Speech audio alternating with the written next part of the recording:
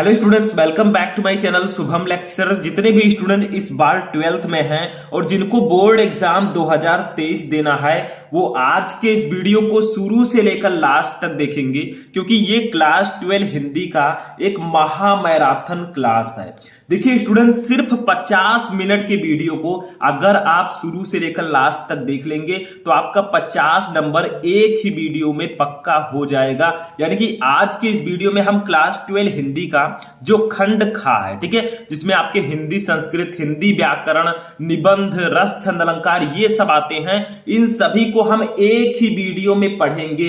तो सिर्फ 50 मिनट का वीडियो आपको शुरू से लेकर लास्ट तक देखना है। ये आपके परसेंटेज को एकदम से इंक्रीज कर देगा, क्योंकि देखिए अब की बार हमें हिंदी में 95 प्लस पार करना है। और मैंने इसी प्रकार का वीडियो नेक्स्ट ईयर भी बनाया था और बच्चों ने एग्जाम दिया, उनको जो बहुत ज्यादा कमजोर थे उनको भी 92, 95, 96 ऐसे नंबर हिंदी में मिले थे। क्योंकि मैंने आपको पहले ही बताया है कि हिंदी में ऐसे बहुत सारे टॉपिक हैं जो हमेशा आते हैं, रिपीटेड होते हैं। तो जो आपका खंड खा है हिंदी व्याकरण सेक्शन, इसमें तो बहुत सारे टॉपिक है जो हमेशा आते हैं, ठीक है। तो सबसे पहले ये जान लेते हैं कि क्या क्या हम पढ़ेंगे। तो सिर्फ 40 से 50 मिनट की वीडियो में सब कुछ खत्म हो जाएगा। हिंदी पूरा मैं फिनिश करवा दूंगा। इससे पहले मैंने हिंदी का जो खंड का है, ठीक है, जिसमें आपके रस छंद, जिसमें आपके गद्यांश, पद्यांश, जीवन परिचय ये सब आते हैं, कहानी, उसको मैं पहले ही कंप्लीट करवा चुका हूं। वो 50 नंबर का वीडियो अगर आपने नहीं देखा है जाकर देख लीजिए, नीचे मैं डिस्क्रिप्शन में लिंक भी दे दूंगा, ठीक है। तो देखिए इस वीडियो में हम 14 टॉपिक को एक ही वीडियो में पढ़ेंगे।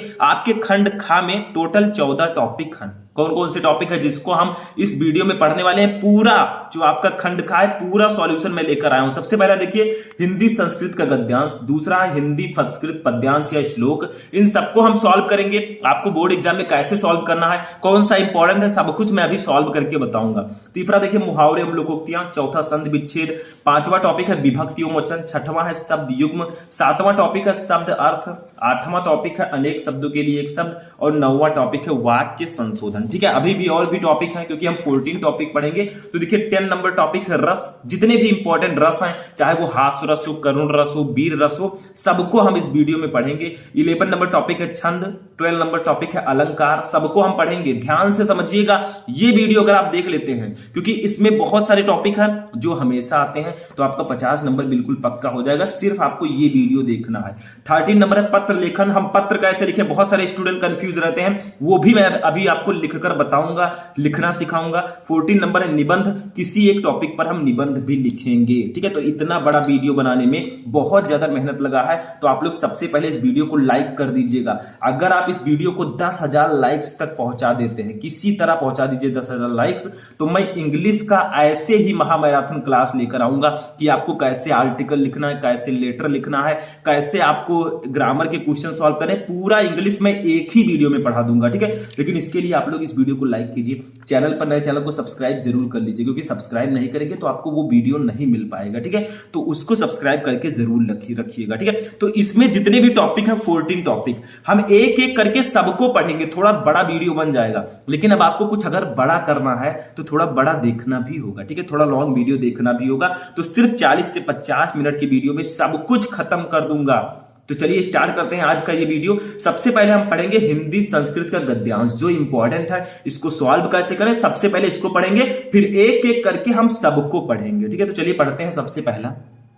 अब देखिए स्टूडेंट, जो गद्यांश आपका आता है हिंदी संस्कृत का, ये 7 नंबर का आपके बोर्ड एग्जाम में आता है। इसमें आपको किया क्या जाएगा, किसी एक पार्ट से, आपको संस्कृत के किसी एक पार्ट से एक पैसेज दे दिया जाएगा, एक गद्यांश दे दिया जाएगा, आपको उसका संदर्भ लिख के हिंदी में अनुवाद करना होगा। जैसे देखिए ऐसे गद्यांश दिया जाएगा और ऊपर लिख दिया जाएगा कि दिए गए गद्यांशों में से किसी एक का संदर्भ हिंदी में अनुवाद कीजिए। आपको 2 गद्यांश दिए जाएंगे, किसी एक का आपको संदर्भ यानी कि संदर्भ के साथ हिंदी में अनुवाद करना है। देखिए जैसे देखिए आधुनिक जगति पंचशील सिद्धांता नवीनम राजनैतिकम स्वरूप ग्रहतवंता, ठीक है। इसका हिंदी में बताते हुए चलता हूं। देखिए आधुनिक संसार में पंचशील के सिद्धांतों ने नवीन राजनीतिक स्वरूप ग्रहण कर लिया है, ठीक है। एवं चा व्यवस्थिता, और वो कुछ इस प्रकार से व्यवस्थित हैं, इस प्रकार से निश्चित किए गए हैं। देखिए किमप राष्ट्रम कस्याचनान्यस्य राष्ट्रस्य आंतरिकेषु विषयेषु कीदृशमपि व्याघातं न करिष्यति, ठीक है। यानी कि इसका इसका मतलब होगा सबसे पहला सिद्धांत, देखिए 5 सिद्धांत दिए गए हैं। सबसे पहला सिद्धांत है कि कोई भी राष्ट्र किसी भी राष्ट्र के आंतरिक विषयों में किसी भी प्रकार का हस्तक्षेप नहीं करेगा, ठीक है। दूसरा सिद्धांत क्या है, देखिए प्रत्येक राष्ट्रम परस्परम प्रभुसत्ताम प्रादेशिकी अखंडता च सम्मानयस्यत्, ठीक है। यानी कि दूसरा हमारा है कि जितने भी राष्ट्र हैं प्रत्येक राष्ट्र आपसी प्रभुसत्ता एवं प्रादेशिक अखंडता का सम्मान करेगा। देखिए अभी आपको संदर्भ इसका लिखना होगा, कैसे लिखेंगे, ठीक है, क्योंकि संदर्भ में आप लिखेंगे पंचशील सिद्धांत ये पार्ट से है, तो संदर्भ हम इसी के अकॉर्डिंग लिखेंगे, ठीक है। नेक्स्ट देखिए प्रत्येक राष्ट्रम परस्परम समानताम व्यवहारस्यत्, यानी कि प्रत्येक राष्ट्र समानता का व्यवहार करेगा, आपस में समानता का व्यवहार करेगा। किमपि राष्ट्रमपरेण नाकृष्यन्ते, कोई भी राष्ट्र दूसरे राष्ट्र से आक्रांत नहीं होगा। आक्रांत का मतलब लड़ाई झगड़े नहीं करेगा, ठीक है। अर्थात यानी कि कोई भी राष्ट्र किसी दूसरे राष्ट्र पर आक्रमण नहीं करेगा, ठीक है, इसका मतलब ये है। आगे देखिए सर्वाण्यप राष्ट्राणि मिथा स्वाम स्वाम प्रभुसत्ताम शांतया रक्षस्यन्ति, यानी कि सभी राष्ट्र अपनी अपनी प्रभुसत्ता की शांति से रक्षा करेंगे। ये पंचशील सिद्धांत में कहा गया है, ठीक है। तो ऐसे तो आपको दे दिया जाएगा, मैंने हिंदी निकालना सिखा दिया, लेकिन आप लिखेंगे कैसे? देखिए सबसे पहले आपको प्रश्नोत्तर संख्या डालना होगा, फिर आप क्या करेंगे इसको समझिए क्योंकि ये इंपॉर्टेंट है। देखिए सबसे पहले आपको यहां पर आधुनिक लिखना है, क्योंकि 2 गद्यांश दिए जाएंगे, आपको एक ही सॉल्व करना होगा। तो एग्जामिनर को कैसे पता चलेगा आपने कौन सा किया है? तो ऐसे आधुनिक लिखिए और जो लास्ट लाइन है यहां पर रक्षस्यन्ति, ठीक है, इसको लिख दीजिए ताकि उसको पता चल जाए कि हाँ आपने यही गद्यांश सॉल्व किया है। तो ऐसे लिख देंगे आधुनिक, ठीक है, आधुनिक, फिर ऐसे ऐसे डॉट डॉट कर देंगे, देखिए ये ऐसे ऐसे डॉट डॉट कर दिया। फिर हम क्या लिखेंगे, देखिए रक्षयिष्यन्ति, ठीक है, ऐसे हमने कर दिया, ठीक है। अब आपको क्या करना है, ऐसे कर दिया, ऊपर प्रश्नोत्तर संख्या आप डाल दीजिएगा क्योंकि कॉपी में आपको डालना पड़ेगा। यहां पर एक प्यारा से हेडिंग डालेंगे संदर्भ। अब देखिए भैया मैं रंग बिरंगे पेन यूज कर रहा हूं, ये आपको बिल्कुल नहीं करना। एग्जाम में जो कलरफुल पेन्स हैं इसका यूज मत कीजिएगा, ये समझ लीजिए, नहीं तो आपका नंबर कट जाएगा, ठीक है। आपको सिर्फ यहां पर जो मैंने रेड यूज किया यहां पर ब्लैक यूज कीजिए, ठीक है, हेडिंग ब्लैक से आपका रहना चाहिए। तो देखिए यहां पर लिखेंगे प्रस्तुत गद्यांश, प्रस्तुत गद्यांश, ठीक है, प्रस्तुत गद्यांश हमारी पाठ्य पुस्तक, ठीक है, हमारी पाठ्य पुस्तक। थोड़ा और प्यारा आप लिखिएगा क्योंकि आप प्यारे हैं तो प्यारा लिखेंगे तो ज्यादा बेटर रहेगा। कि संस्कृत भाग, देखिए पाठ्य पुस्तक के संस्कृत भाग, क्योंकि ये देखिए संस्कृत भाग से है, हमारे गद्य पद से तो है नहीं, संस्कृत भाग से, तो संस्कृत भाग लिख देंगे यहां पर, ठीक है। संस्कृत भाग में संकलित, में संकलित, ठीक है। अब संकलित चैप्टर का नाम क्या है, तो चैप्टर का नाम यहां पर अच्छे से लिख देंगे ब्लैक पेन से। चैप्टर का नाम आपको ब्लैक पेन से बिल्कुल लिखना है, ठीक है, नहीं तो प्रॉब्लम हो जाएगी। थोड़ा सा अच्छा हाईलाइट दिखे कि हाँ पाठ का नाम आपने लिखा है। तो पंचशील सिद्धांता, पंचशील सिद्धांता, ठीक है, नामक पाठ से, नामक पाठ से अवतरित है, अवतरित है, ठीक है।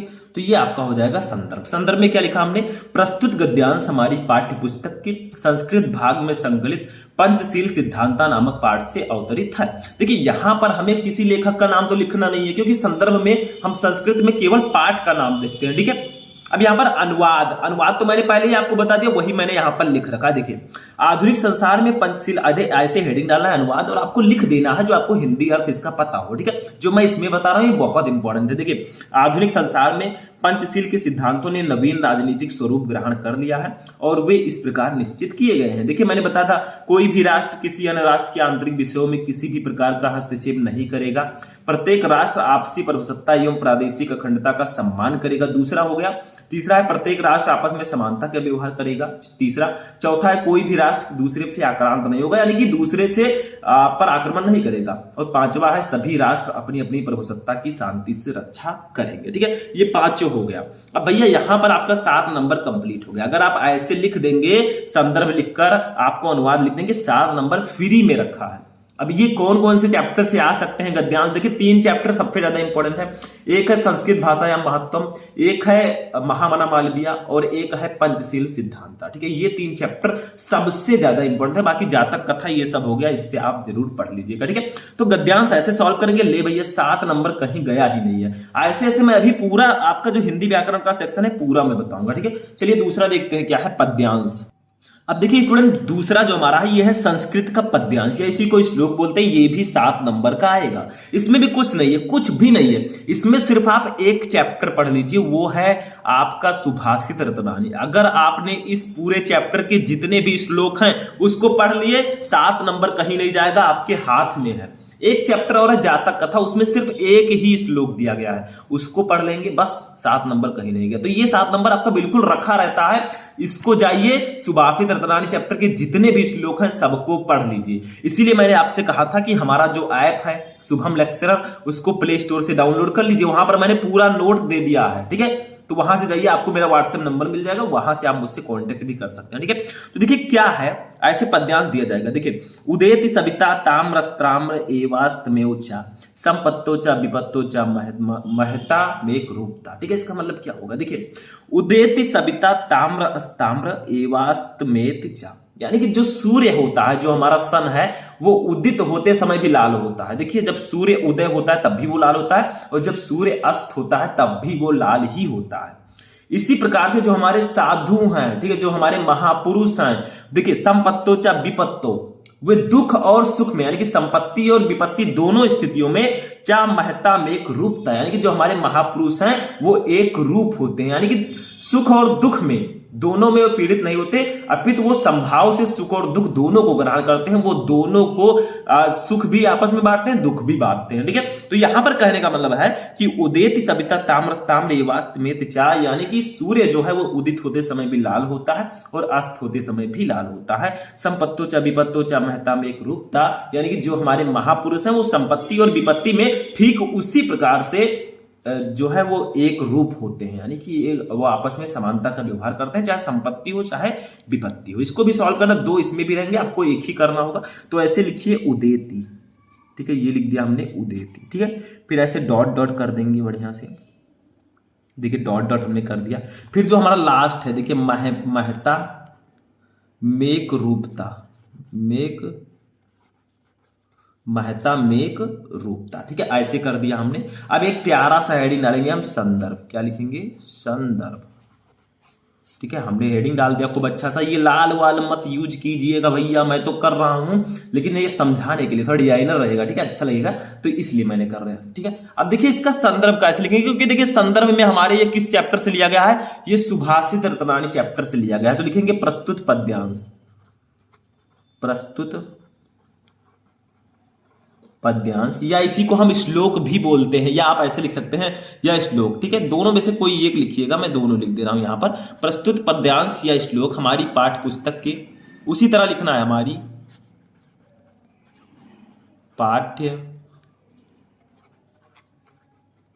पुस्तक के कौन सा भाग है बताइए? ये संस्कृत भाग है, तो यहां पर लिख देंगे संस्कृत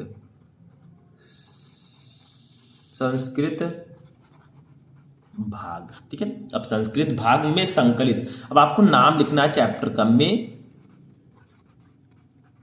संकलित। ठीक है, चैप्टर का नाम क्या है बच्चों? चैप्टर का नाम है सुभाषित रत्नानी। क्या है? सुभाषित रत्नानी। जो सुंदर वचन है, ठीक है, सुभाषित रत्नानी है, उसको आपको यहां पर लिखना है। सुभाषित रत्नानी नामक पाठ से अवतरित है, नामक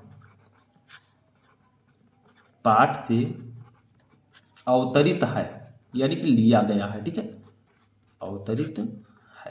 समझिए, ध्यान से समझिए। नींद तो नहीं आ रही है? नींद आती होगी तो पानी लेकर बैठिएगा, बोतल वोतल बढ़िया झक्कास। ठीक है, अच्छा लगेगा। देखिए संदर्भ में प्रस्तुत पद्यांश या श्लोक हमारी पाठ्य पुस्तक के संस्कृत भाग में संकलित सुभाषित रत्नानी नामक पाठ से अवतरित है। इसमें भी हमें पाठ का ही नाम लिखना होता है, क्योंकि ये गद्यांश पद्यांश हिंदी वाला नहीं है, गद्य पद्य का। उसमें तो हमें लेखक का नाम भी लिखना होता था, लेकिन नहीं यहाँ पर। ठीक है, अनुवाद हेडिंग डालेंगे और लिखेंगे। जैसे मैंने बताया था सूर्य उदित होते समय लाल होता है और अस्त होते समय भी लाल होता है। इस प्रकार संपत्ति और विपत्ति दोनों स्थितियों में महापुरुष एक रूप होते हैं, अर्थात सुख में हर्षित और दुख में पीड़ित नहीं होते, अपितु संभाव से सुख और दुख दोनों को ग्रहण करते हैं हमारे महापुरुष जो हैं। ठीक है, तो इस तरह से अगर आप लिखेंगे भैया, इसका भी 7 नंबर क्लियर। और मैंने आपको ये भी बता रखा कि कौन कौन से चैप्टर इसमें ज्यादा इंपॉर्टेंट है। ठीक है, तो उसको पढ़ लीजिएगा, सबसे ज्यादा इंपॉर्टेंट है।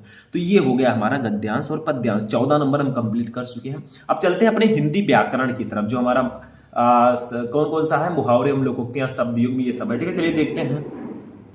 अब हम लोग आ चुके हैं अपने नेक्स्ट टॉपिक पर, जो कि है मुहावरे एवं लोकोक्तियां। 2 नंबर का आएगा। इसमें क्या करना है, देखिए इसमें हमें क्या करना है, मुहावरे दे दिए जाएंगे। जैसे देखिए हवाई किले बनाना, ठीक है, ऐसे दे दिया गया। अब आपको इसका अर्थ लिखना है, फिर वाक्य प्रयोग करना। इतना बड़ा बड़ा मैंने लिखा है, इतना बड़ा आपको नहीं लिखना है वाक्य प्रयोग हेडिंग, ठीक है, थोड़ा छोटा रखिएगा। तो देखिए इसको करना क्या, जैसे ऐसे क्वेश्चन रहेगा, हवाई किले बनाना, प्रश्नोत्तर संख्या डाल दीजिएगा और यहां पर इसका अर्थ ऐसे लिख दीजिएगा। देखिए जैसे मैंने लिखा है हवाई किले बनाना, इतना क्वेश्चन आएगा जो ब्लैक से लिखा है, बाकी आपको लिखना है। देखिए ऊंची कल्पना करना, यानी कि बहुत ज्यादा ऊंची सोचना। ठीक है, वाक्य प्रयोग में देखिए, रहीम वार्ड मेंबर का चुनाव हार गया, परंतु अब वह एमपी चुनाव के लिए हवाई किले बना रहा है। यानी कि वो वार्ड मेंबर का तो चुनाव हार गया, लेकिन अब वह एमपी चुनाव के लिए सोच रहा है, कुछ ऊंची सोच रहा है। तो देखिए यहाँ पर क्वेश्चन जो है इस वाक्य में आ चुका है, ये वाक्य प्रयोग बिल्कुल सही होगा, एकदम सही। ठीक है, ऐसे दूसरा देखिए हमारा क्या है, 3 क्वेश्चन देखेंगे एक एक टॉपिक के। देखिए प्राणों की बाजी लगाना, इसका मतलब होता है बलिदान के लिए तत्पर रहना। प्राणों की बाजी लगाना का मतलब बलिदान के लिए, हमेशा मरने के लिए तत्पर रहना। ठीक है, डर नहीं है मेरे को, प्राणों की बाजी। जैसे आज हमारे जवान, वीर जवान जो हमारे सोल्जर्स हैं, वो प्राणों की बाजी लगाकर बैठे हैं, कहीं से भी कभी भी उन पर हमला हो सकता है। ठीक है, उनको सलाम है हमारा, आपको भी करना चाहिए। ठीक है, समझ में आया। तो प्राणों की बाजी लगाना यानी कि बलिदान के लिए तत्पर रहना। वह वीर पुरुष सदैव अपने देश के मान सम्मान के लिए अपने प्राणों की बाजी लगा देते हैं। यानी कि जो वीर पुरुष होते हैं, जैसे हमारे जवान जो हैं वो भी वीर पुरुष हैं। ठीक है, तो वो प्राणों की बाजी लगा रहे हैं, यानी कि खुद को वो बलिदान के लिए हमेशा तत्पर रखते हैं। तीसरा देखिए, कलम घिसना, इसका मतलब होता है बेकार की मेहनत। कलम घिसने का मतलब होता है बेकार की मेहनत। ठीक है, वाक्य प्रयोग कैसे करेंगे, अगर परीक्षा में अव्वल ना आए, अव्वल का मतलब जो फर्स्ट डिवीजन होता है। ठीक है, कौन कौन आना चाहता है कमेंट कर दीजिएगा। ठीक है, तो अगर परीक्षा में अव्वल ना आए तो तुम्हारा पढ़ना लिखना कलम घिसने के बराबर है, यानी कि बेकार है। जैसे आप लोग के माता पिता अगर आपसे कहें कि अगर भैया नंबर बढ़िया नहीं आया तो ठीक नहीं रहेगा, ठीक है, यानी कि बेकार की तुम मेहनत कर रहे हो, अगर नंबर ठीक नहीं आया तो समझ लो तुम कलम घिस रहे हो। कलम घिसने का मतलब बेकार की मेहनत। तो वाक्य प्रयोग का मतलब अगर परीक्षा में अव्वल ना आए तो तुम्हारा पढ़ना लिखना कलम घिसने के बराबर है, बस बेकार है सब। ठीक है, लेकिन नंबर आपको तो अच्छा आना ही चाहिए, आप पढ़ रहे हैं तो नंबर तो बढ़िया आना ही चाहिए। ठीक है, तो आएगा भी। चलिए आगे बढ़ते हैं, नेक्स्ट टॉपिक। 3 क्वेश्चन हमने इसके देख लिए। अब देखिए नेक्स्ट टॉपिक हमारा संधि विच्छेद। संधि विच्छेद में क्या करना होगा, हमें क्वेश्चन दिया रहेगा, उसका सही संधि विच्छेद चूज करना होगा। ऑप्शन रहेगा, 3 नंबर ले जाइए, फ्री का 3 नंबर। ठीक है, देखिए जैसे है तवल कारा का संधि विच्छेद। तवल कारा का सही संधि विच्छेद क्या होगा, का है तौ धन लिरकारा, खा है तौ धन लकारा, गा है तौ धन लिरकारा और घा है तौ धन लकारा। तो सब पढ़ने में तो सेम है भैया, लेकिन सही तो एक ही होगा, वो होगा ऑप्शन नंबर का। ठीक है, तौ धन लिरकारा। ठीक है, ये सही आंसर होगा, थोड़ा पढ़ना पड़ेगा आपको रूल्स। दूसरा देखिए नवोढ़ा, नवोढ़ा का संधि विच्छेद कौन सा होगा, का है नौ धन उड़ा, खा है नौ धन रहा, गा है ना धन उड़ा और घा है नौ धन उड़ा। अब बहुत सारे हमारे स्टूडेंट हैं जो बहुत ज्यादा होशियार होंगे, ठीक है, जो बहुत ज्यादा ब्रिलियंट खुद को समझते होंगे, अरे कहेंगे सर जी ये वाला सही है, देखिए दोनों को जोड़ दो ये वाला बन जाएगा, लेकिन ये गलत है। सही आंसर होगा नौ धन उड़ा। ठीक है, आ उ मिलकर ओ का निर्माण करेंगे, छोटा आ, 9 के बाद वा में आ है, छिपा है, और ऊ दोनों मिलकर औ। ठीक है, ये बना लेंगे तो नवोढ़ा हो जाएगा बस। अच्छा तीसरा देखिए मयोक्तम। मयोक्तम का सही संधि विच्छेद क्या होगा, का है मैधन उक्तम, खा है माधन योक्तम, घा है मयाधन उक्तम और घा है मयोधन उक्तम। तो इसका राइट आंसर होगा ऑप्शन नंबर का मैधन उक्तम। ठीक है, ये मयोक्तम का सही संधि विच्छेद होगा। इसमें भी आ, या में आ है और ओ, ये दोनों मिलकर ओ बनाएंगे। ठीक है, तो मयोक्तम ये हो जाएगा, बस हो गया। सिंपल सा है, कोई प्रॉब्लम तो नहीं है, बहुत ही सिंपल है। इसका सही आंसर देखिए क्या होगा, का नहीं होगा। देखिए इसका सही आंसर होगा ऑप्शन नंबर गा। ठीक है, यहां पर थोड़ा सा मिस्टेक हो गया, देखिए ध्यान से समझिए आप लोग। अभी कुछ ब्रिलियंट स्टूडेंट होते वो क्या करते, तुरंत कमेंट कर देते सर ये गलत है। ठीक है, देखिए ये वाला सही होगा, गा वाला। मया धन उत्तम, देखिए आ में बड़ा आ है मया में और ये छोटा ऊ है, दोनों ओ का निर्माण कर देंगे, ठीक है, जैसे ऊपर हुआ था, ये देखिए कुछ इस प्रकार से, ठीक है। तो ये आपका सही आंसर होगा। समझ में आया तीनों क्वेश्चन, कोई प्रॉब्लम तो नहीं है। तो इस प्रकार से आपका संधि विच्छेद रहेगा, तीनों क्वेश्चन मैंने बता दिया। चलिए नेक्स्ट टॉपिक देखते हैं। अब देखिए नेक्स्ट टॉपिक हमारा है शब्द युग्म। देखिए इसमें मैंने विभक्ति और वचन नहीं लिया, ठीक है, इसके लिए सॉरी।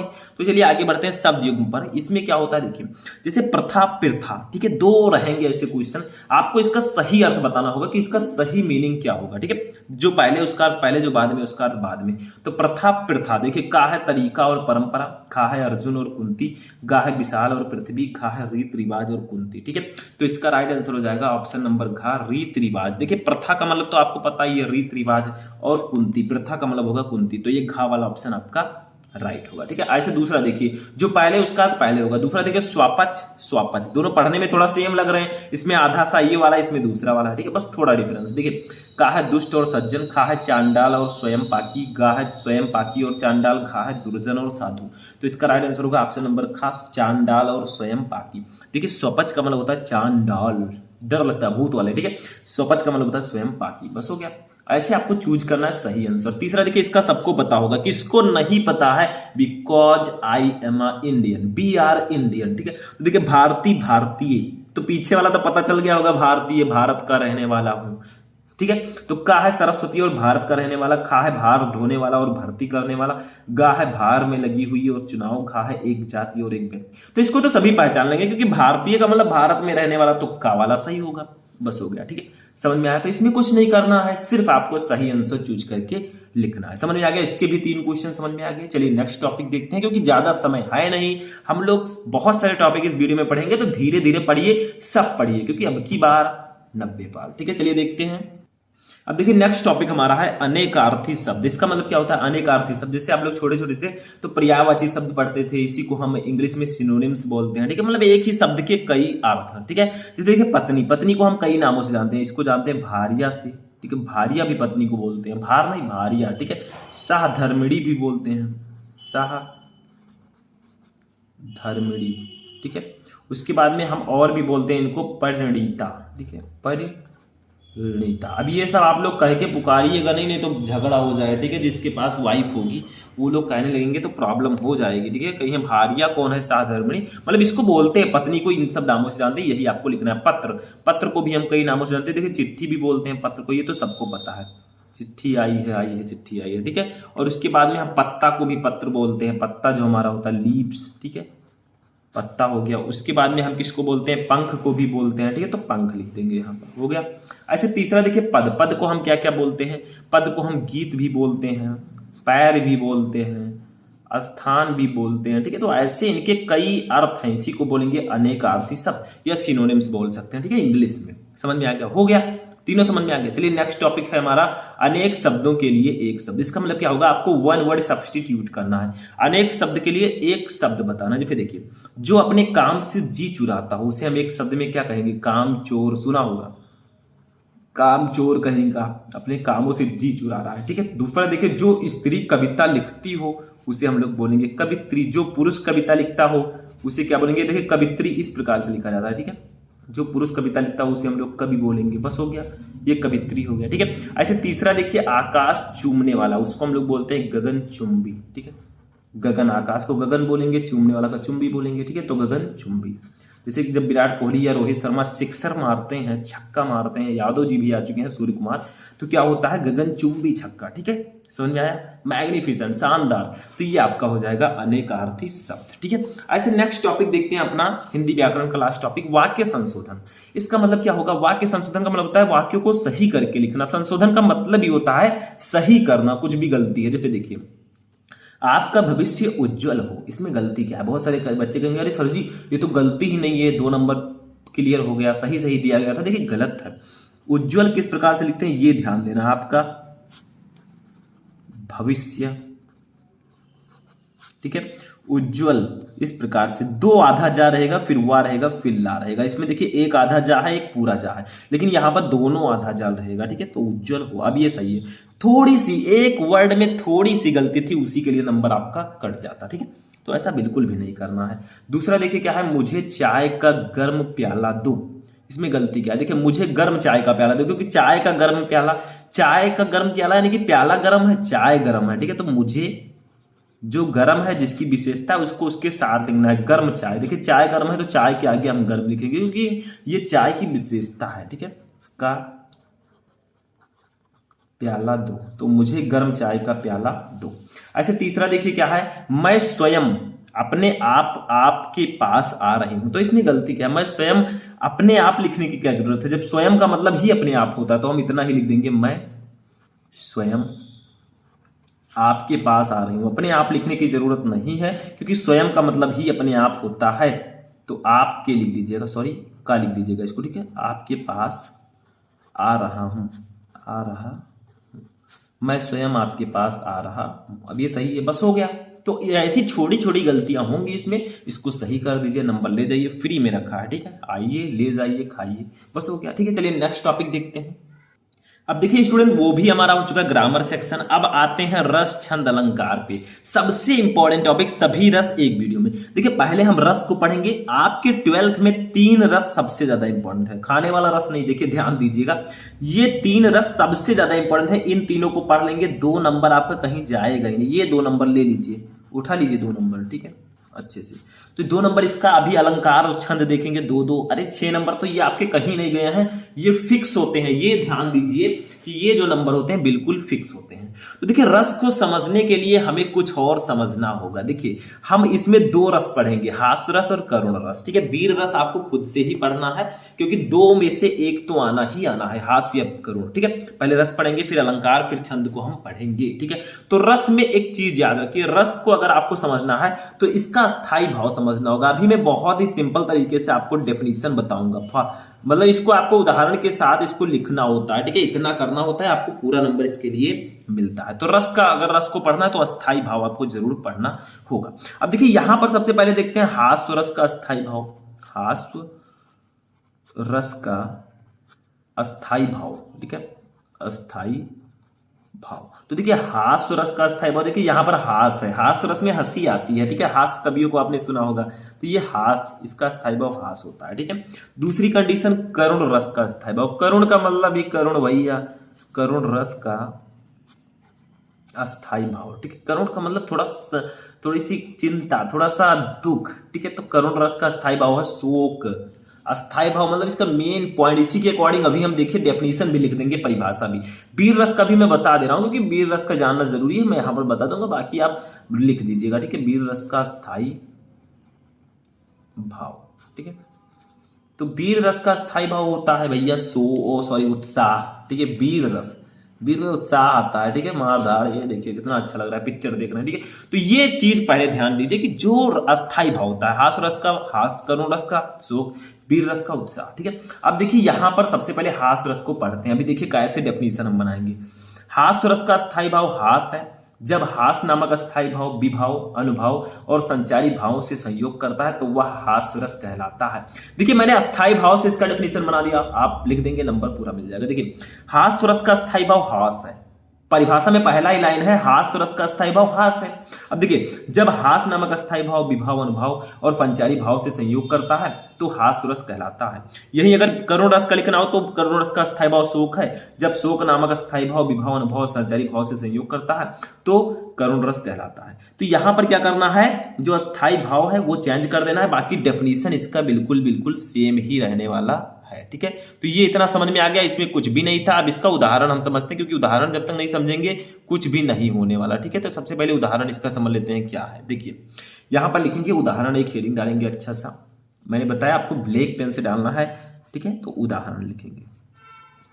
अब उदाहरण थोड़ा अच्छे से लिखेंगे, क्योंकि भैया उदाहरण तो मेन होता है, ठीक है। थोड़ा ब्लैक से मैं लिख दे रहा हूं यहां पर। देखिए क्या लिखेंगे उदाहरण में, नाना वाहन, नाना वाहन, नाना वेशा, नाना वेशा, ठीक है। फिर लिखेंगे विहसे, विहसे शिव समाज, शिव समाज, ठीक है। देखिए, शिव जी का, जो हमारे शंकर भगवान हैं, उनका विवाह हो रहा है, ठीक है। कितना अच्छा माहौल है, निज देखा, निज देखा, ध्यान दीजिएगा। देखिए, नाना वाहन, नाना वेशा, विहसे शिव समाज, निज देखा, को मुखहीन, को मुखहीन, मुखहीन विपुल मुख काहू, विपुल मुख, मुख काहू, काहू काहू, ठीक है। बिन पद, बिन पद को, बिन पद कर, ठीक है, कर को बहुपद, बहु, थोड़ा नीचे में लिख दे रहा हूं, आपका जो कॉपी होगा थोड़ा बड़ा होगा, आपको नीचे लिखने की जरूरत ही नहीं पड़ेगी, ठीक है। बहुपद बाहु, ठीक है, बहुपद बाहु। तो देखिए यहां पर एक एग्जाम्पल मैंने लिया, नाना वाहन नाना वेशा विहसे शिव समाज ने देखा, को मुखहीन विपुल मुख काहू, बिन पद कर को बहुपद बाहु, ठीक है। ये आपका एग्जाम्पल हो जाएगा। अब देखिए यहां पर आप लोग कहेंगे अरे सर जी ये कौन सा एग्जाम्पल है, तो इसमें कुछ बताइए। देखिए क्या हो रहा है यहां पर, देखिए शिव विवाह के समय, ठीक है, कि ये पंक्तियां हैं, शिव जी का जब शंकर भगवान का विवाह हो रहा था तब की ये पंक्तियां, आप चाहे तो स्पष्टीकरण नीचे हेडिंग डाल के भी लिख सकते हैं, लेकिन कोई विशेष जरूरत नहीं है, ठीक है। तो ये शिव विवाह के समय की ये पंक्तियां हास्यमय है, ठीक है। इस उदाहरण में अस्थाई भाव हास है, देखिए हास अस्थाई भाव है, आलंबन शिव समाज है और आश्रय जो है वो शिव स्वयं है, क्योंकि शिव के द्वारा ही थोड़ा सा यहां पर हास उत्पन्न हो रहा है, और उद्दीपन विचित्र वेशभूषा है, ठीक है। तो ये सब आपका हो जाएगा, ऐसे आप लिख सकते हैं। तो यहां पर आपको परिभाषा लिखनी है, फिर उदाहरण लिख देना है, बस हो गया, ठीक है। नाना वाहन नाना वेशा विहसे शिव समाज ने देखा, को मुखहीन विपुल मुख काहू, बिन पद कर को बहुपद बाहु, ठीक है, बस हो गया, 2 नंबर क्लियर हो गया, समझ में आ गया। अभी एक करुण रस को भी देख लेते हैं, चलिए। अब देखिए करुण रस में क्या है, थोड़ा सा शोक है भैया, ध्यान दीजिएगा, सोने मत लगिएगा। देखिए करुण रस का स्थायी भाव शोक है, जब शोक नामक स्थायी भाव विभाव अनुभव और पंचारी भाव से संयोग करता है तब करुण रस की निष्पत्ति होती है। वही सेम एग्जाम्पल, देखिए ऐसे ही आपको डेफिनेशन लिखने में थोड़ा आनंद आएगा, ठीक है, कोई प्रॉब्लम आपको नहीं होने वाली। तो इस तरह से अगर डेफिनेशन लिखेंगे भैया पूरा नंबर आपको मिलेगा, कोई रोक ही नहीं सकता है। और ऐसे ही आपको क्या करना है, उदाहरण भी लिखना है। तो इसका कोई एग्जाम्पल लिखते हैं, देखिए उदाहरण लिखेंगे, क्यों छलक रहा, छलक रहा दुख मेरा, दुख मेरा, ठीक है। उषा की मृदु,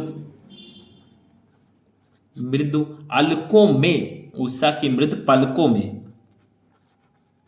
पलकों में, ठीक है। हाँ उलझ रहा, यहां पर लिखेंगे हाँ, फिर लिखेंगे उलझ रहा, उलझ रहा सुख मेरा, सुख मेरा संध्या की, संध्या की घन अलकों में, घन अलकों में। तो जयशंकर प्रसाद जी की जो आंसू रचना है उससे ये लिया गया है। इसका मतलब क्या है, देखिए क्यों छलक रहा दुख मेरा उषा की मृदु पलकों में, हाँ उलझ रहा सुख मेरा संध्या की घन अलकों में। देखिए कोई जरूरी नहीं आप सेम टू सेम यही परिभाषा लिखें, यही उदाहरण लिखें, कोई दूसरा उदाहरण आपको पता है करुण रस या हास्य रस का तो आप लिख सकते हैं।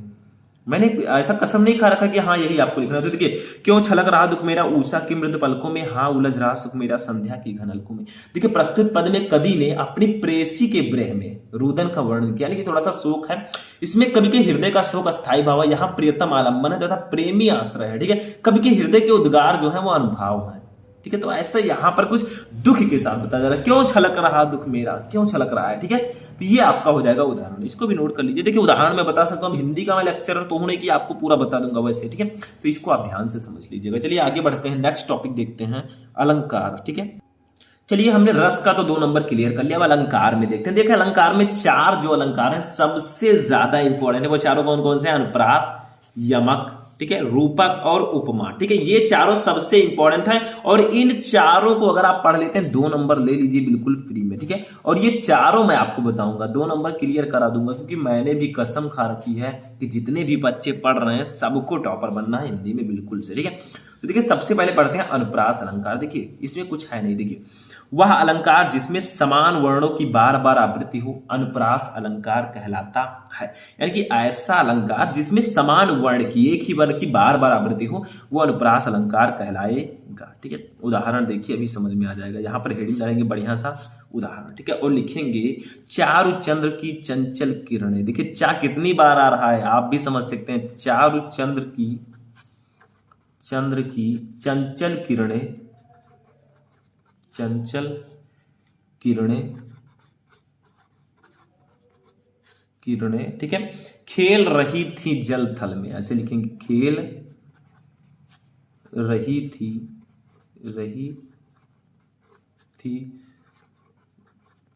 जल थल में। ठीक है, जल थल में। तो ऐसे हम लिखेंगे। देखिए चारु चंद्र की चंचल किरणें खेल रही थी जलथल में, यानी कि जो चारु चंद्र की चंचल किरणें हैं वो खेल रही थी जलथल में। तो इसमें करना क्या है, उदाहरण हो गया। अब इसमें हम स्पष्टीकरण छोटा सा लिख देंगे क्योंकि स्पष्ट तो करना पड़ेगा थोड़ा सा। ठीक है, कि इसमें आखिर कैसे अनुप्रास अलंकार है, तो लिखेंगे यहां पर स्पष्टीकरण। ठीक है, ये हमने हेडिंग डाल दिया। थोड़ा प्यारा सा हेडिंग डालिएगा ब्लैक पेन से, मेरी तरह। देखिए मैं सिंपल लिख रहा हूं, ठीक है, आप लोग अच्छे से लिखिएगा। तो स्पष्टीकरण में लिखेंगे, क्या लिखेंगे, देखिए चारु चंद्र की चंचल किरणें हैं, तो लिखेंगे इन पंक्तियों में।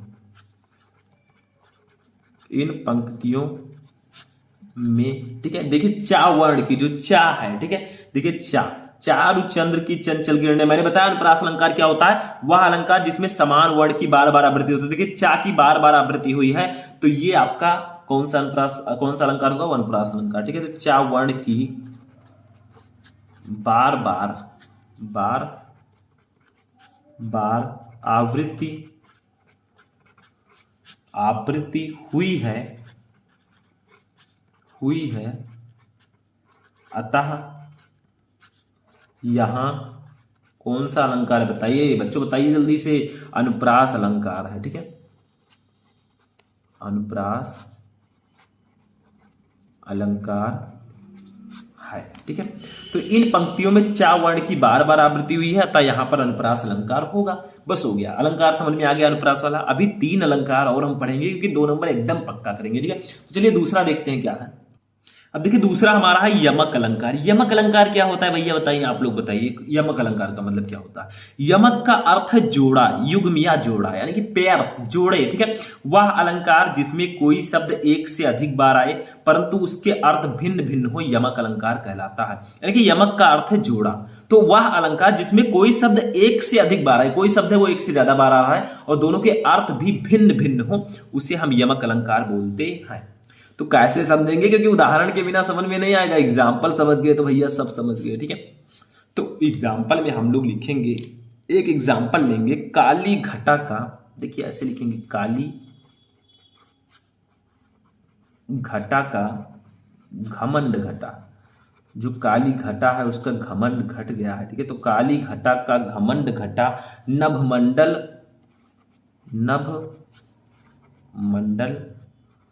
तारक वृंद खिले। ठीक है, वृंद खिले। तो देखिए काली घटा का घमंड घटा, नभ मंडल तारक वृंद खिले, इसका मतलब क्या होगा। देखिए काली घटा का घमंड घटा, अब देखिए यहां पर 2 घटा है, एक आपका है काली घटा, ठीक है, और दूसरा है घमंड घटा। तो इस घटा जो दोनों है, दोनों का अर्थ अलग अलग है। देखिए एक शब्द 2 बार आ रहे हैं लेकिन इन दोनों के अर्थ भी अलग अलग हैं। यहां पर होगा यमक अलंकार। क्या कहा गया, देखिए यमक अलंकार वह अलंकार जिसमें कोई शब्द एक से अधिक बार आए परंतु उसके अर्थ भिन्न भिन्न हो, यमक अलंकार कहलाता है। जैसे अब हम इसका स्पष्टीकरण लिखेंगे, क्योंकि स्पष्ट करने के लिए स्पष्टीकरण इसमें लिखना थोड़ा जरूरी है। अगर आप चाहे तो लिख सकते हैं, नहीं तो कोई प्रॉब्लम है नहीं लिखेंगे तो भी प्रॉब्लम नहीं, लेकिन लिख दीजिए थोड़ा टाइम निकाल के। ठीक है, तो लिखेंगे इस उदाहरण में,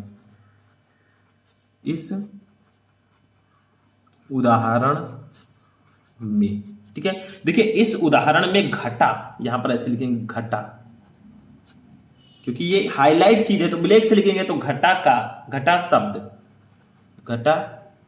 शब्द 2 बार आया है और दोनों स्थानों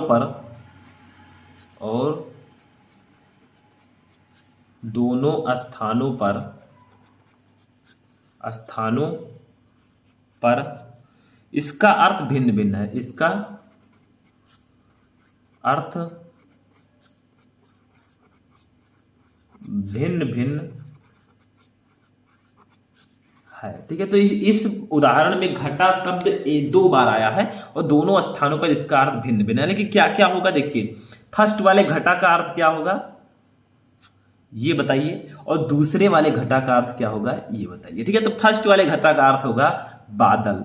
ठीक है, काली घटा का घमंड घटा, जो काला बादल है उसका घमंड घट गया है। दूसरे घटा का अर्थ क्या होगा बताइए, दूसरे घटा का अर्थ होगा घट गया, घट गया, या आप लिख सकते हैं कम हो गया, कम हो गया। ठीक है, देखिए आप उदाहरण से ही समझ गए होंगे, काली घट्टा का घमंड घटा, तो जो काला बादल है उसका घमंड घट गया है, कम हो गया है। ठीक है, तो इस उदाहरण में घटा शब्द 2 बार आया है और दोनों स्थानों पर इसका अर्थ भिन्न भिन्न है, तो ये होगा आपका यमक अलंकार। जैसे एक घटा का अर्थ है बादल, दूसरे का अर्थ घट गया या कम हो गया, तो वह अलंकार जिसमें एक कोई शब्द एक से अधिक बार है और उसके अर्थ भिन्न भिन्न हो, वो यमक अलंकार होता है।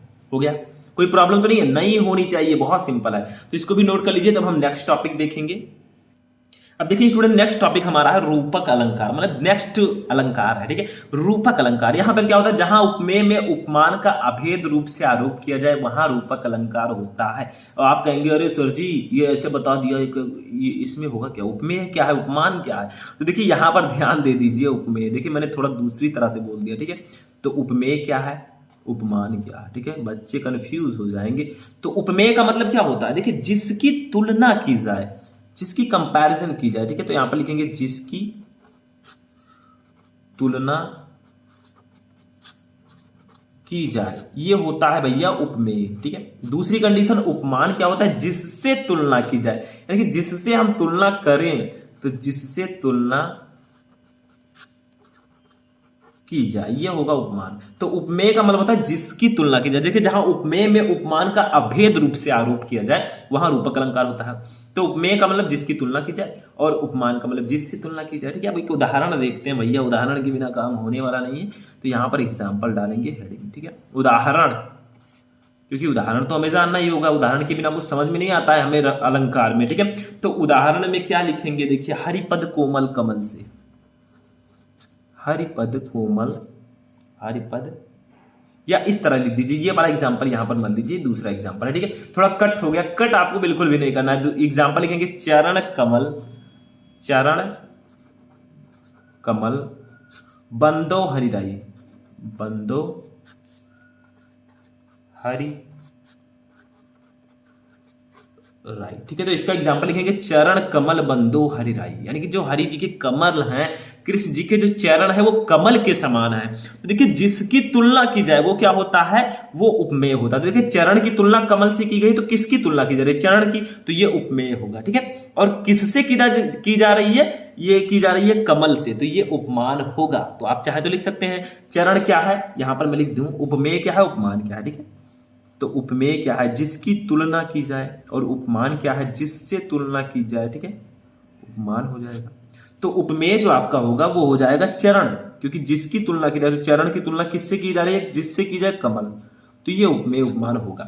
तो जहां जहां उपमेय में उपमान का अभेद रूप से आरोप किया जाता है वहां रूपक अलंकार होता है।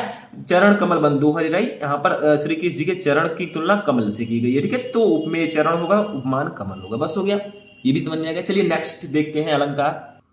अब देखिए नेक्स्ट वाला हमारा है उपमा अलंकार। ठीक है, इसमें क्या है, उपमा अलंकार। देखिए जब किन्हीं दो वस्तुओं के गुण, आकृति, स्वभाव आदि में समानता दिखाई जाए या दो भिन्न वस्तुओं की तुलना की जाए वहां उपमेय अलंकार होता है। यानी कि जहां दो भिन्न वस्तुओं के गुण, आकृति और स्वभाव आदि में समानता दिखाया जाए या दो भिन्न वस्तुओं की तुलना की जाए वहां पर उपमा अलंकार होगा। ठीक है, इसका मतलब क्या है, देखिए जैसे हम एग्जांपल लेते हैं, उदाहरण भी समझेंगे। दो वस्तुओं की तुलना की जा रही है या उनमें समानता दिखाया जा रहा है, तो वहां पर उपमा अलंकार होगा। ठीक है, तो यहां पर एक एग्जांपल लेते हैं, हम कौन सा लेंगे, यहां पर हरिपद कोमल कमल से। ये भी उसी तरह का एग्जांपल है, हरिपद कोमल कमल से। क्या है, हरिपद, ठीक है, कोमल कमल से, कमल से, ये भी उसी तरह है। तो देखिए यहां पर उपमान क्या है, हरिपद कोमल कमल से, यानी कि जो उपमेय है वो हरि जी का पद, हरि जी का पैर है। यहां पर कहा था कि हरि जी का जो पैर है वो कमल के समान है, जो कृष्ण जी का पैर है वो कमल के समान है। तो हरिपद जो है ये उपमेय होगा, ठीक है। कमल जो है वो उपमान होगा, क्योंकि जिससे तुलना की जाए कमल से की जा रही है, ठीक है, उपमान होगा, ठीक है। वाचक शब्द क्या होगा, से होगा, ठीक है। और साधारण धर्म होगा कोमल, यानी कि विशेषता, ठीक है। तो यहां पर कुछ चीजें लिख देते हैं। स्पष्टीकरण चाहे तो आप ऐसे हेडिंग डाल सकते हैं, स्पष्टीकरण, ठीक है। थोड़ा स्पष्टीकरण हम कर रहे हैं तो यहां पर ऐसे हेडिंग डाल दीजिए। ऐसे चाहे तो आप जो इससे पहले वाला अलंकार बताया उसमें भी आप डाल सकते हैं। तो यहां पर उपमेय क्या है, पहले लिखेंगे उपमेय, फिर लिखेंगे उपमान, उपमान, फिर लिखेंगे साधारण धर्म, साधारण धर्म, और फिर लिखेंगे वाचक शब्द। क्या लिखेंगे, वाचक शब्द, ठीक है। तो देखिए हमारा उपमेय क्या है, हरिपद, हरि जी का जो पैर है वो हमारा उपमेय होगा, ठीक है। इसके बाद में उपमान क्या है, उपमान है कमल, क्योंकि कमल से इसकी तुलना की गई है। साधारण धर्म क्या है, साधारण धर्म है कोमल, क्योंकि कोमल है उनका कमल, ठीक है। ये उनकी विशेषता है, वाचक शब्द है से। तो इस प्रकार से आप स्पष्टीकरण में लिख सकते हैं, ठीक है। तो ये आपका होगा अलंकार। समझ में आ गया। अलंकार मैंने 4 आपको बता दिए, चारों पढ़िए, 2 नंबर फ्री में रखे हैं, एकदम फ्री, ठीक है। तो इसको नोट कर लीजिए। चलिए नेक्स्ट टॉपिक देखते हैं, जो है छंद। अब देखिए स्टूडेंट, हमारा नेक्स्ट टॉपिक है छंद। छंद में 2 नंबर इसके भी क्लियर रहते हैं, एकदम पक्के, ठीक है। छंद में 3 अगर आप पढ़ लेंगे भैया, ये तीनों, ठीक है, तो 2 नंबर आपका कहीं नहीं जाएगा। और ये तीनों मैं इस वीडियो में पढ़ाऊंगा, तीनों के तीनों, क्योंकि मुझे पक्का करवाना है, चाहे जितना मेहनत लग जाए, चाहे जितना मेहनत करना पड़ जाए, लेकिन आपका नंबर एकदम क्लियर करवा के ही रहूंगा। देखिए इसमें चौपाई सबसे पहला पढ़ेंगे, चौपाई, दोहा, सोरठा, ये तीनों इंपॉर्टेंट है। पहले चौपाई पढ़ते हैं। देखिए चौपाई सममात्रिक छंद है, इसमें 4 चरण होते हैं, पहले और तीसरे, इसके प्रत्येक चरण में 16 मात्रा होती है। देखिए चौपाई जो है एक सममात्रिक छंद है, इसमें 4 चरण टोटल होते हैं, इसके प्रत्येक चरण में 16 मात्राएं होती हैं। तो इसका उदाहरण समझेंगे, हमें सब समझ में आ जाएगा। तो यहाँ पर देखेंगे उदाहरण, ठीक है। थोड़ा उदाहरण इसको मैं डीपली लिखूंगा क्योंकि भाई थोड़ा बड़ा है, ठीक है। तो इसको मैं ब्लैक पेन से लिख दे रहा हूं एक बार। तो देखिए क्या लिखेंगे, बंदो, या यहां से लिखना स्टार्ट करेंगे, बंदो, बंदो गुरु पद, पदुम परागा, ठीक है, पदुम परागा, ठीक है, ये लिख दिया हमने। अब लिखेंगे सुरुचि, सुरिच, सुवास, सुवास, सरस अनुरागा, सरस अनुरागा, ठीक है। थोड़ा आपका जो कॉपी होगा वो थोड़ा लॉन्ग होगा, टेंशन मत लीजिएगा, ठीक है। यहां पर मैं थोड़ा कॉपी जो है इसकी साइज थोड़ी सी छोड़ी है, ठीक है। नीचे लिखेंगे अमीय, देखिए मैं दूर लिख रहा हूं ताकि मात्रा गिनने में प्रॉब्लम ना हो। अमीय, मूरिमय, मूरिमय, चूरन चारू, चूरन चारू, ठीक है। समन सकल, समन सकल भव, रुज परिवारू, परिवारू, ठीक है। ये हो गया। अब इसको कैसे करेंगे भैया, बहुत सिंपल सा, ध्यान दीजिए, आपको मात्राएं गिनना है, क्योंकि देखिए 4 चरण है, 1 2 3 4, और प्रत्येक चरण में 16 मात्राएं। कैसे गिनते हैं, देखिए बंदो, देखिए बा के ऊपर बिंदी लगी है, तो इसकी 2 मात्राएं गिनेंगे। 2 को हम इस प्रकार से लिखेंगे, एक देखिए दा अकेला है तो 1 लिखेंगे, ठीक है। तो 2 1 3 हो गया। देखिए छोटाऊ बड़ाऊ जो है ये भी अकेला है तो इसको भी 1 लिखेंगे। अब गुरु, गु में छोटा उ लगा है, ठीक है, तो इसको भी 1 लिखेंगे। रू में बड़ाऊ उ लगा है तब भी इसमें 1 ही रहेगा, ठीक है। छोटाऊ ये भी है, गुरु लिखा है, गुरु, ठीक है। अब पद में 1 1, देखिए इसमें मात्राएं नहीं है, जब पा पर आ का मात्रा लगा होता है तो 2 लेते हैं हम, ठीक है। पा में भी ये सिंगल है 1, दा पे छोटाऊ का मात्रा है 2, 1 होगा, ठीक है। माँ में भी 1, इसमें भी 1, रा पर बड़ा का मात्रा लगा है 2, गा पर बड़ा का मात्रा लगा है 2, तो इसमें बड़ा का मात्रा होगा या ओ का मात्रा होगा उसको 2 2 लिखेंगे। तो कितने मात्राएं हुए, एक हमारा एक चरण कंप्लीट हो चुका है। 2 1 3 1 4 1 5 6 7 8 9 10 11 12 2 14 2 16, ठीक है। अब इसको देखते हैं, 1 1 2 1 3 1 4 2 6 1 7 1 8 1 9 1 10 1 11 1 12 2 14 2 16। अब अगर आप गिनना समझ जाएंगे तो मेरी तरह ऐसे लिखते चले जाएंगे, ठीक है। ऐसे आपको दर्शा देना है एग्जाम में, फाड़ के आना है, 1 2 3 दो 5, एक 6, एक 7, एक 8, दो 10, एक 11, एक 12, दो 14, दो 16, ये भी हो गया। इसमें देखिए 1 2 3 3 4 5 6 7 8 और 9 10 11 12 दो 14 दो 16, ठीक है। तो ये देखिए चारों चरण में 16-16 मात्राएं, ये सब मात्रिक छंद है। तो इसको हम लोग बोलेंगे क्या, इसको हम लोग क्या बोलेंगे, चौपाई। चौपाई में क्या होता है, इसमें 4 चरण होते हैं, प्रत्येक चरण में 16-16 मात्राएं। तो एग्जांपल भी मैंने समझा दिया, एक एक चरण में 16-16 मात्राएं ऐसे दर्शा देंगे, 2 नंबर आपका कहीं नहीं जाएगा, ठीक है। तो चौपाई हो गया। अब चलिए दोहा देखते हैं। दोहा तो सुना ही होगा आपने। अब चलिए पढ़ते हैं दोहा। देखिए जो एग्जाम्पल मैं बता रहा हूं, आप दूसरा एग्जाम्पल भी लिख सकते हैं। मैं ऐसा नहीं कहूंगा कि हाँ आप यही एग्जाम्पल लिखिए, आपको जो भी बताए लिख सकते हैं, ठीक है। क्योंकि दोहा के कई एग्जाम्पल है, किसी भी टॉपिक पे बहुत सारे एग्जाम्पल होते हैं। देखिए दोहा अर्ध मात्रिक छंद है, इसमें 4 चरण होता है, पर इसके पहले और तीसरे चरण में 13 मात्राएं और दूसरे तथा चौथे चरण में 11 मात्राएं होती हैं। यानी कि दोहा जो है अर्ध मात्रिक छंद है, इसमें भी 4 चरण होते हैं। पहले तीसरे चरण में 13, दूसरे और चौथे चरण में 11 मात्राएं होंगी, ठीक है। ये समझ लीजिए। उदाहरण देखते हैं। और इसी का उल्टा सेम हमारा सोरठा होता है, उसके पहले और तीसरे चरण में 11 और दूसरे और चौथे चरण में 13, ठीक है। सिंपल सा है। इसकी देखो, इसका एग्जाम्पल देखो, मेरी भव बाधा हरो, सुना होगा आपने, मेरी भव बाधा हरो, बाधा हरो, ठीक है। एक हमारा हो गया चरण। दूसरा चरण देखिए, राधा नागरी सोई, राधा नागरी सोई, ठीक है। आगे देखिए, जा तन की झाई परे, जा तन की झाई परे, ठीक है। श्याम हरित, श्याम हरित दुति, दुति होई, ठीक है। श्याम हरित दुत होई। तो देखिए, मेरी भव बाधा हरो, राधा नागरी सोई, जा तन की झाई परे, श्याम हरित दुत होई। इसकी मात्राएं कैसे गिनेंगे देखिए। इसके पहले एवं तीसरे चरण में 13, दूसरे एवं चौथे चरण में 11 मात्राएं। तो ये पहला चरण है, दूसरा, तीसरा, चौथा। तो पहले एवं तीसरे चरण में पहले हम गिनेंगे 13 मात्राएं। तो देखिए 2 2 4 1 5 1 6 2 8 2 10 1 11 2 13, ठीक है। और तीसरे में भी 13 होना चाहिए। तो 2 1 3 1 4 2 6 2 8 2 10 1 11 2 13 हो गया।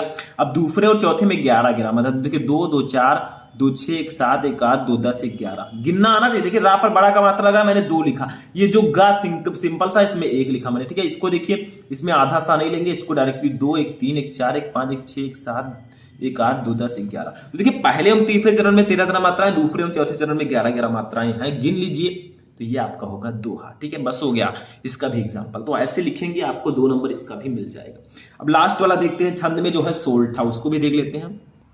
अब देखिए हमारा आता है सोरठा। सोरठा में क्या लिखेंगे देखिए, इसमें भी वो सेम होता है, बस दोहा का उल्टा होगा। देखिए सोरठा अर्थसम मात्रिक छंद है, इसमें 4 चरण होते हैं। इसके पहले और तीसरे चरण में 11 मात्राएं तथा दूसरे और चौथे चरण में 13 मात्राएं होती हैं। यह दोहे का उल्टा होता है। देखिए दोहे में पहले एवं तीसरे चरण में 13 थी, दूसरे एवं चौथे चरण में 11 थी। इसमें पहले एवं तीसरे चरण में 11, दूसरे एवं चौथे चरण में 13 होंगे, ठीक है। उदाहरण देखते हैं, सिंपल सा है, ज्यादा बकवास में करूंगा नहीं, क्योंकि देखिए टाइम ज्यादा आपके पास है नहीं, समय को वेस्ट मत जाने दीजिए, क्योंकि टाइम इज मनी, टाइम धन है, ठीक है। तो देखिए यहां पर लिखेंगे राम स्वरूप तुम्हार, राम स्वरूप तुम्हार, ठीक है। और भी आप एग्जाम्पल लिख सकते हैं, कोई जरूरी नहीं है राम स्वरूप को ही लिखें, ठीक है। बहुत सारे एग्जाम्पल है। बयन अगोचर, बयन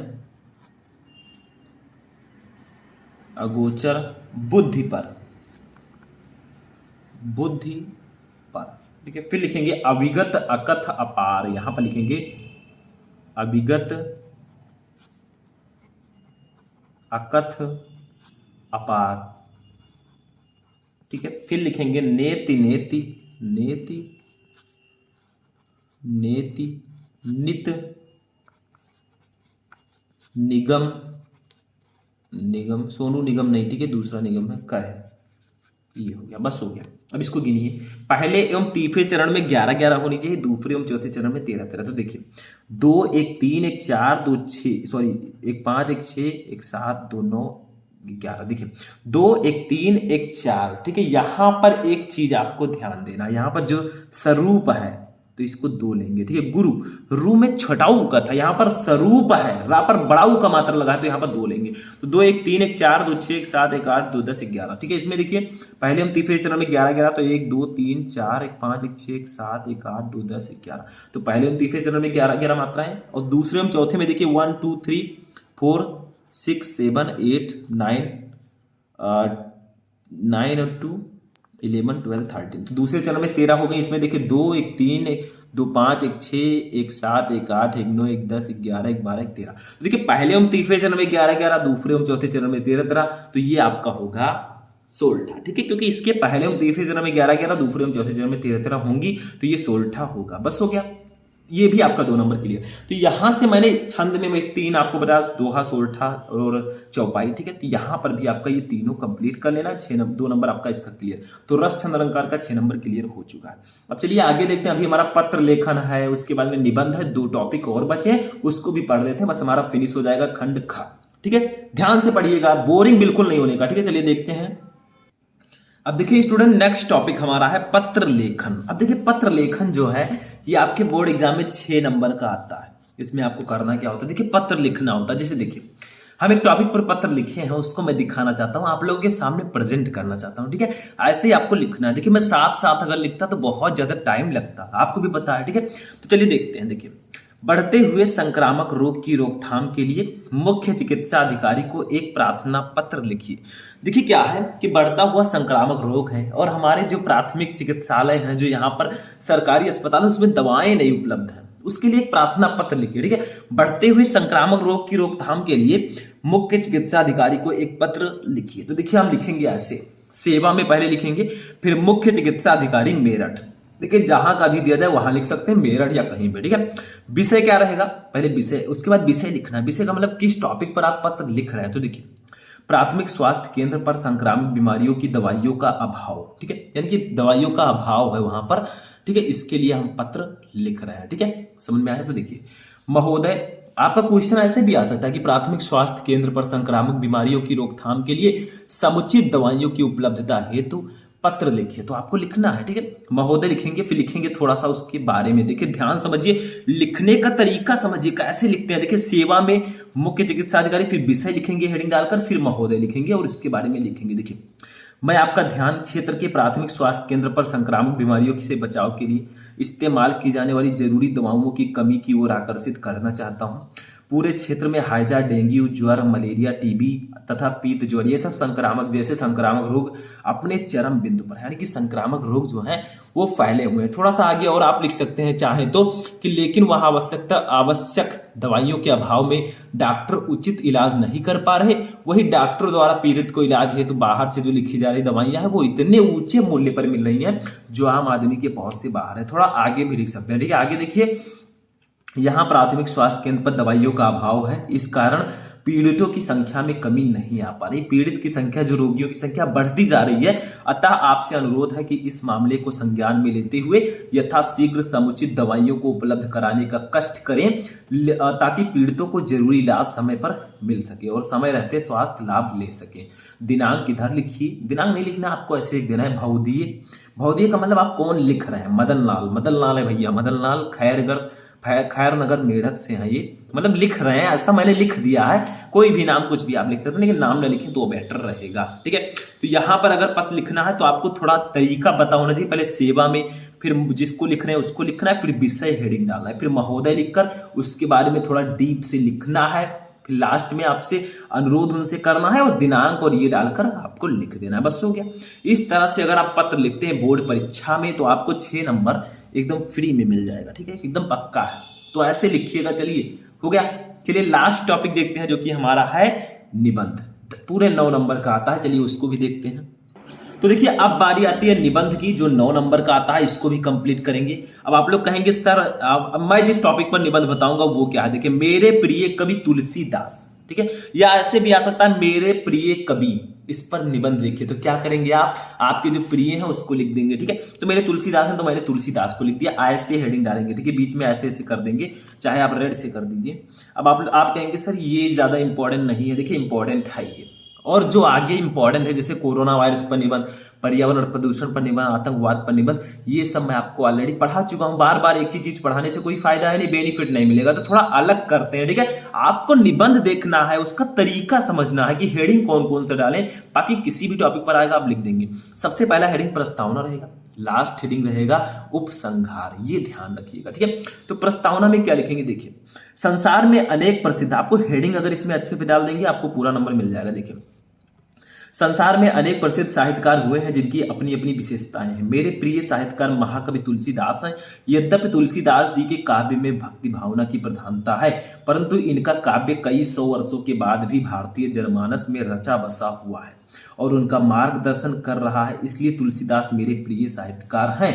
आरंभिक जीवन, प्रायः प्राचीन कवियों और लेखकों के जन्म के बारे में सही जानकारी नहीं मिलती, तुलसीदास के विषयों में भी ऐसा ही है, ठीक है। तो देखिए थोड़ा मैं बड़ा बताऊंगा आपको, जितने वर्ड में लिखना है उससे भी बड़ा बताऊंगा ताकि आपको समझ में आए। आप थोड़ा छोटा लिखिएगा, इतना बड़ा नहीं जितना बड़ा मैं बता रहा हूं, क्योंकि इतना बड़ा लिखेंगे तो 30 मिनट आपको वैसे ही चला जाएगा। थोड़ा छोटा लिखिएगा, लेकिन मैं बता दूं क्योंकि बताना मेरा काम है।